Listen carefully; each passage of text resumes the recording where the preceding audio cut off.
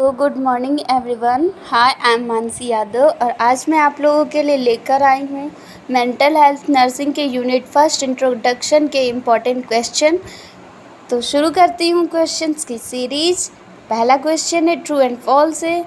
पहला क्वेश्चन है psychiatric nurse should be non judgemental.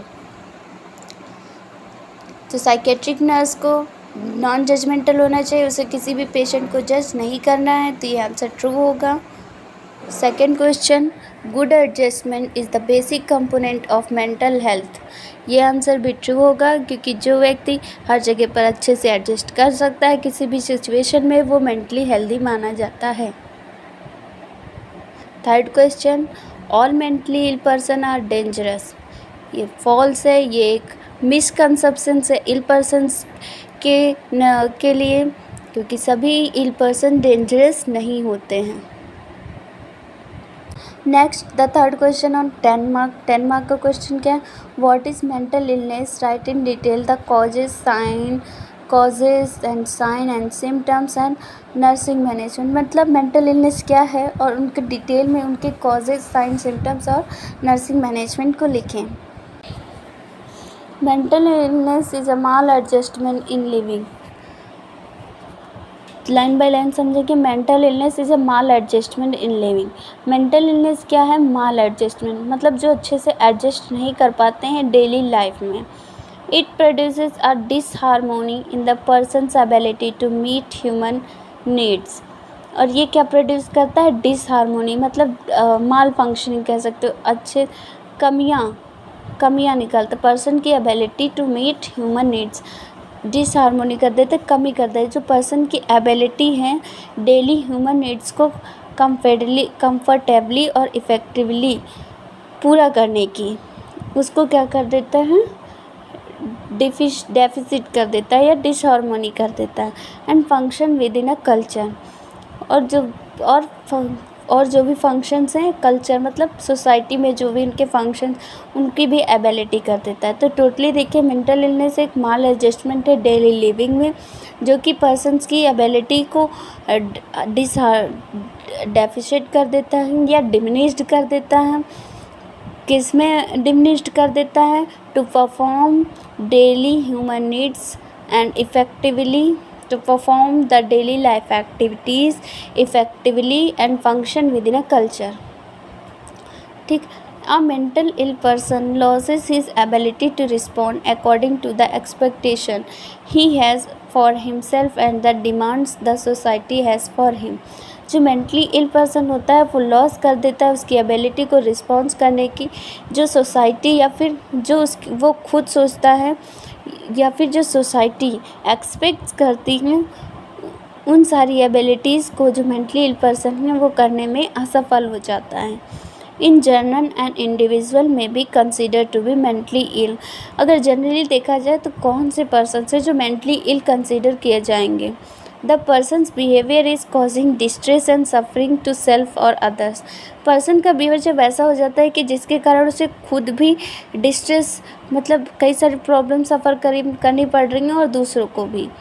And the person's behaviour is causing disturbance in his day to day activities. और वो व्यक्ति जिसका behaviour disturbance create कर रहा है उसकी डे टू डे एक्टिविटीज़ को परफॉर्म करने में। जॉब एंड इंटरपर्सनल रिलेशनशिप, जैसे कि जॉब और interpersonal relationship. The third one causes of mental illness और है environmental causes, then sign and symptoms of mental illness. This stressor include everything. Environment causes को पढ़ते हैं। This stressor include everything from money troublers to having low self-esteem। Environmental factors are more psychologically based which increase their affinity। Environment कैसे हो सकता है? Environment में क्या बहुत सारे जो स्ट्रेस का कारण बनते हैं, जैसे कि हमें जल्द से जल्द पैसा कमाना है, सेल्फ इस्टीम जो नीड्स हैं उनको कंप्लीट करना है, ऐसी बहुत सारी ओवरलोडेड जो थिंकिंग्स होती हैं वो कारण बन जाती हैं बहुत सारी मेंटल इलनेस का। The second one life style अगर हम टाइम मैनेजमेंट नहीं कर पा रहे हैं और कोई भी लाइफ अच्छी नहीं जी रहे हैं, अनप्रोडक्टिव लाइफ जी रहे हैं, अनहेल्दी लाइफ स्टाइल है, कुछ भी खा पी रहे हैं, बस घर पड़े रह रहे हैं एक ही जगह, ना एक्सरसाइज करते हैं ना कुछ भी, तो इस कारण से भी हमारी जो मेंटल हेल्थ है वो अफेक्ट होगी। Then biology, people with a family member with a member mental disorder may be slightly more prone to get one themselves because mental disease can run in families. Gene allow for the transmission of susceptibility within families. Biology कैसे का, biology मतलब हमारी जो human body है, जो mental illness diseases हैं वो hereditary होती है, जेनेटिक होती हैं। अगर कभी किसी के पेरेंट्स को कोई भी मेंटल इलनेस डिसीज़ थी तो उसके चांसेस हैं कि वो चिल्ड्रन में भी हो सकते हैं। एब्यूज़, एब्यूज़ मतलब बैड एक्शंस, जैसे कि या फिर किसी चीज़ का एडिक्शन हो जाना through a complex interplay of cultural, familial, psychological and biological factor. Treatment in childhood and adulthood including sexual abuse, physical abuse. अगर किसी पर्सन के साथ कुछ भी उसके बचपन में हो गया तो उस कारण से वो डिस्ट्रेस हो गया, जैसे चिल्ड्रंस में उनके साथ सेक्सुअल अब्यूज़ हो रहा है, कुछ भी फिज़िकल अब्यूज़ हो गया, उनका कहीं कोई चोट वोट लग गई उस एक्सीडेंट्स में, अगर उन्होंने कोई अपना हैंड या फिर आइज़ का कुछ खो दिया है तो उस कारण से वो डिस्ट्रेस हो सकते हैं। इमोशनल अब्यूज़ हो गए बचपन में, किसी इमोशनल अब्यूज़ किसी भी लाइफ इस एज में हो सकता है, किसी का कोई अपना जब उसे छोड़ कर चला जाए तब ऐसी अभी कंडीशन देखने को मिल सकती है। मैरिटल वॉयलेंस, घरेलू हिंसा हो रही हो तब। And bullying has been related to the development of mental disorder. Then substance abuse जब कोई चीज़ किसी व्यक्ति को जब हार्म करने लगे। Many material problems can be brought on a onset by substance usage, especially chronic substance abuse. बहुत ही long time से alcoholic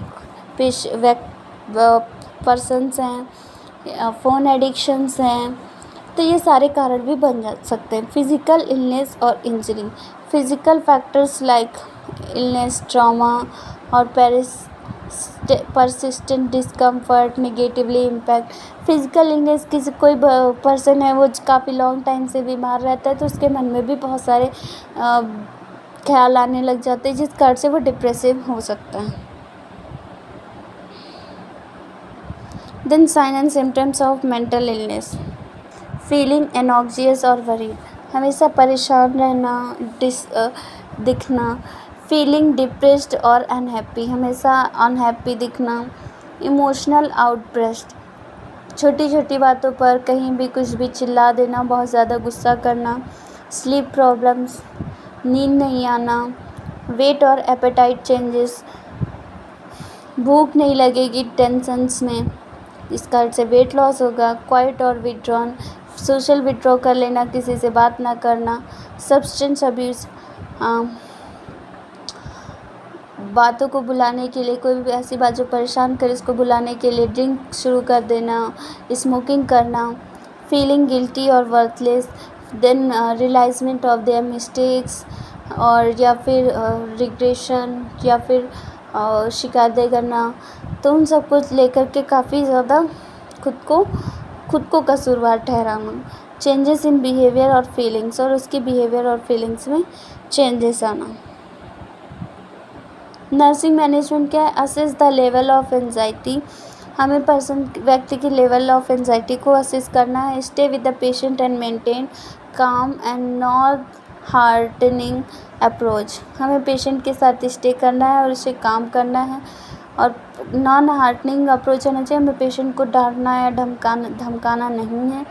provide reassurance in subtle and acceptable manner, patient को रीअश्योर करना है कि आपकी जो भी प्रॉब्लम्स हैं वो ठीक हो जाएंगी, तो सबके साथ होता है, उसे ऐसे साइकोलॉजिकली सपोर्ट देना है। Explain the situation and the procedure in simple words, जो भी सिचुएशन है या फिर उसके साथ जो भी प्रोसीजर होने जा रहा है उसको पेशेंट को ईजिली वर्ड में एक्सप्लेन करना है। Provide a low stimuli environment, provide a low stimuli environment मतलब हमें पेशेंट को ऐसे इन्वायरमेंट में रखना है जहाँ वो चीज़ों को भुलाने की कोशिश कर सके, ना फिर ऐसे इन्वायरमेंट जहाँ पर उसको वही चीज़ें बार बार याद आए।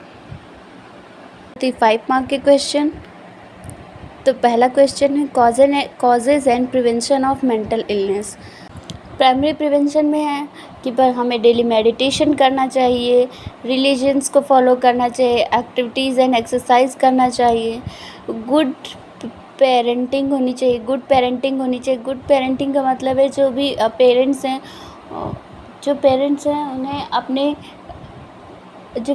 हैं उन्हें अपने चिल्ड्रंस पे प्रॉपर फोकस देना चाहिए, उनकी एक्टिविटीज़ का ख्याल करना चाहिए और उनके इमोशनल हेल्थ का भी असेसमेंट टाइम टू टाइम करते रहना चाहिए। Positive attachment and early bonding, हमें लोगों से पॉजिटिवली रहना चाहिए और अच्छे से बात करनी चाहिए कि हमें जो निगेटिव थिंकिंग है वो अपने माइंड से निकाल देनी चाहिए। Stress and conflict management skills हमें खुद के अंदर डेवलप करनी चाहिए। स्कूल साइकोलॉजिकल काउंसलर का सपोर्ट लेना चाहिए। अगर कोई प्रॉब्लम्स है तो हमें किसी ऐसे व्यक्ति से शेयर करना चाहिए जो हमसे ज़्यादा नॉलेजेबल हो, जिसे सब पता और वो हमें अच्छी और एक सही रास्ता दिखा सके। प्री स्कूलर बिहेवियर से स्टूडेंट्स जो होते हैं वो पीयर ग्रुप पे ज़्यादा बिलीव करते हैं, बहुत सारी निगेटिव थिंकिंग्स और एक्शंस में चले जाते हैं, जिस कारण से उन्हें कई सारे इमोशनल हैरेसमेंट हो सकते हैं। तो उनके बिहेवियर को भी हमें नोटिस करना चाहिए और उन्हें कंट्रोल करके रखना चाहिए और ध्यान देना चाहिए। डी एडिक्शंस कई तरीके से होता है। बहुत सारे स्टूडेंट्स या फिर कोई किसी भी एज में ड्रग एडिक्टिव हो जाते हैं, या फिर मोबाइल एडिक्शन जो कि बहुत ज़्यादा बढ़ रहा है आजकल, और स्ट्रेस और मेंटल इलनेस का बहुत बड़ा कारण बन रहा है। Then social support of family and friends, family और फ्रेंड्स का सोशल सपोर्ट मिलना चाहिए। सेकेंडरी प्रिवेंशन में क्या है, देखो पहले प्राइमरी प्रिवेंशन में हमें डिसीज़ ना हो इसके लिए क्या क्या करना है। योगा, मेडिटेशन, एक्सरसाइज करनी है, पेरेंटिव केयर प्रोवाइड करनी है। जो चिल्ड्रन है उसको अब पेरेंट्स का प्रॉपर सपोर्ट मिलना चाहिए, पेरेंट्स को प्रॉपरली अपने बच्चों को टाइम देना चाहिए और प्री स्कूलर बिहेवियर को हमें मॉडिफाई करना चाहिए। हमेशा पॉजिटिव थिंकिंग रखनी चाहिए, लोगों से पॉजिटिवली मिलना चाहिए। ऐसी बहुत सारी चीज़ें हमने पढ़ी, उसमें तक क्या क्या हम करेंगे तो बीमारी नहीं होगी। अब अगर कोई पर्सन ये सारी चीज़ों को फॉलो नहीं कर रहा, उसे बीमारी हो गई है, तो हम क्या करेंगे, तो हम जितना जल्दी हो सके उतना जल्दी बीमारी को डायग्नोस करेंगे। तो early diagnosis, screening program in school, unit, communities areas, industries, centres. हमें कम्युनिटी एरियाज़ में, स्कूल्स में, कॉलेजेस में, कोई भी फैक्ट्रीज़ वगैरह हैं जहाँ पर लोग काम करते हैं, उनकी स्क्रीनिंग करनी है। स्क्रीनिंग प्रोग्राम के तहत उनकी मेंटल हेल्थ का असेसमेंट करना है ताकि हमें पता चल सके कि कोई इसमें से मेंटली इल तो नहीं है। Then screening of substance abuse disorder, बहुत सारे लोग कम्युनिटीज़ में, स्कूल्स में जो भी सब्सटेंस अब्यूज़ डिसऑर्डर है, कोई भी अल्कोहलिज्म वाले हैं या ड्रग टॉक्सिसिटीज़ वगैरह वाले पेशेंट है जो डेली ड्रग एडिक्टेड है, उनका स्क्रीनिंग कर सकना, उनकी सीवियरिटी को असेस कर सकना। Pay attention to warning science, अगर किसी पर्सन में हमें दिख रहे हैं वार्निंग साइंस मेंटल इलनेस के पे, तो उन पर अटेंशन हमें पे करना है और उन्हें हॉस्पिटल्स रिकमेंड करना है दिखाने के लिए कि हाँ उनको ये वार्निंग साइन ऑफ सिम्टम्स दिख रहे हैं, तो यू शुड कंसल्ट लेना है डॉक्टर से। गेट रूटीन मेडिकल चेकअप, उनका रूटीनली मेडिकल चेकअप करना है। Don't believe to ask for help, don't hesitate to ask for help, और उनसे ये कहने में हेजिटेट नहीं करना कि आपको हमारी मदद चाहिए या नहीं चाहिए, हमें उनकी हेल्प ज़रूर करनी है। ट्रीटमेंट में क्या क्या, pharmacological treatment, psychotherapy, group therapy और treatment, early diagnosis and treatment देना है। ट्रीटमेंट में क्या, फार्माकोलॉजिकल ट्रीटमेंट देना है। फार्माकोलॉजिकल ट्रीटमेंट मेडिसिन्स देनी है, जो मेंटल इलनेस के लिए बहुत anti depressive, anti psychotic drugs देने हैं। साइकोथेरेपीज़ देनी है, ग्रुप थेरेपीज़ देनी है, कॉग्निटिव बिहेवियरल थेरेपीज़ देनी है, बायोफीडबैक थेरेपी देनी है, क्रिएटिव थेरेपी देनी है। क्रिएटिव थेरेपी में जैसे art therapy, music therapy, play therapy. अगर कोई बच्चा है तो उसे प्ले थेरेपी देंगे, हैप्पी रखने की कोशिश करेंगे। कोई बड़ा पर्सन है, एडल्ट एज है, तो उसे म्यूज़िक थेरेपी, साइलेंट एंड काम म्यूज़िक सुनने के लिए उसे इंस्ट्रक्ट करेंगे, या फिर उसे आर्ट वगैरह करने देंगे। मतलब जो भी हॉबीज़ उनको परफॉर्म करने को कहेंगे। इलेक्ट्रोकन्वल्सिव थेरेपी देंगे, ये ईसीटी, ये सारे ट्रीटमेंट हॉस्पिटलाइज पेशेंट का जब अर्ली डायग्नोसिस हो जाएगा उसे हॉस्पिटलाइज किया जाएगा। तो अब आते हैं टर्शरी ट्रीटमेंट पे। टर्शरी ट्रीटमेंट में help people move to their previous level of health. Tertiary prevention में हमने सेकेंडरी प्रिवेंशन में हमने अर्ली डायग्नोसिस किया डिसीज़ का, उनका ट्रीटमेंट दिया। अब ट्रीटमेंट तो हम दे रहे हैं। टर्शरी प्रिवेंशन में हम कोशिश करेंगे कि जो पर्सन है वो जल्द से जल्द अपनी नॉर्मल और एक हेल्दी लाइफ को जी सकें। तो help people move to their previous level of health, हम पीपल को हेल्प करेंगे कि वो अपने प्रीवियस लेवल जो उनकी गुड हेल्थ थी उस लेवल पे वो जा सकें। Then highest level they are capable for of given their current health status. उनकी जो करंट हेल्थ स्टेटस है उस पर वो अपनी हायर कैपेबिलिटी को पर आ सकें, मतलब अपनी कैपेसिटी जो हैं उसको और ज़्यादा आगे बढ़ा सकें, अपनी इलनेस से कोप अप कर सकें। Rehabilitation to function adequate in the physical, mental, social, economic and vocational areas of their lifes. Rehabilitation, जो भी उनके पहले फंक्शन थे, फिज़िकल फंक्शन, मेंटली जो मेंटल हेल्थ थी, फिज़िकल हेल्थ थी, जो सोशली उनका इन्वॉल्वमेंट था, इकोनॉमिक पर्पस जो जहाँ पर वो जॉब वगैरह करते थे, तो वो फिर से वो वहाँ उन्हीं क्रियाओं में फिर से एक्शंस में वो शामिल हो सकें। Outreach program for mental health illness.